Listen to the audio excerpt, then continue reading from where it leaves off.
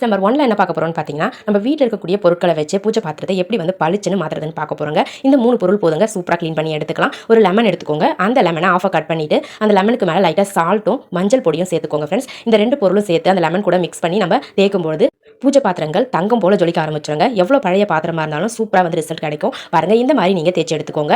Salt வந்து தீந்து போச்சு, கரைஞ்சிருச்சு அப்படின்னா பேக் சைடு நீங்க திருப்பி தேய்க்கும்போது லைட்டா சால்ட்டும் மஞ்சள் பொடியும் ஆட் பண்ணி தேய்ச்சிக்கிட்டு வாங்க. ஸோ இந்த மாதிரி ஒரு 5 மினிட்ஸ் தேய்ச்சி முடிச்ச பிறகு எல்லா பூஜை பாத்திரங்களையும் அப்படியே வச்சிருங்க. அதுக்கப்புறமா ஒரு 5 நிமிஷம் கழிச்சு நீங்க நம்ம நார்மலா வந்து விம்பார்லாம் யூஸ் பண்ணி வாஷ் பண்ணுவோம் இல்லைங்களா, அதே மாதிரி ஸ்க்ரப்பரும் விம்பாரும் யூஸ் பண்ணி அழகாக வாஷ் பண்ணி எடுத்துக்கோங்க ஃப்ரெண்ட்ஸ். இந்த மாதிரி உங்ககிட்ட இருக்கக்கூடிய பூஜை பாத்திரங்களை நீங்க உங்க வீட்டில் இருக்கக்கூடிய பொருட்களை வச்சு ஈஸியாக தேய்ச்சி எடுத்துக்கலாம். இப்போ நம்ம வாஷ் பண்றதுக்கு நம்ம குடிக்கிறதுக்கு தண்ணி யூஸ் பண்ணுவோம் இல்லைங்களா, அந்த தண்ணி யூஸ் பண்ணி தான் வாஷ் பண்ணணும். உப்பு தண்ணிலாம் யூஸ் பண்ணாதீங்க. பாருங்க ஃப்ரெண்ட்ஸ், வாஷ் பண்ணும்போது தெரியுது எந்த அளவுக்கு பிரைட்டா ஃப்ரெஷ்ஷா வந்து புதுசு மாதிரி இருக்குன்னு சொல்லிட்டு. ஸோ இந்த மாதிரி உங்க வீட்டில் இருக்கக்கூடிய பூஜை பாத்திரங்களை தேய்ச்சி பாருங்க. இதே மாதிரி இன்ட்ரெஸ்டிங்கான ஐடியாஸ் நம்மளுடைய சேனலில் நிறையவே அப்லோட் பண்ணியிருக்கோம். உங்களுக்கு தேவைப்பட்ட சஞ்சு கிரியேட்டிவ் கார்னர் பேஜுக்கு போய் செக் பண்ணி பாருங்க.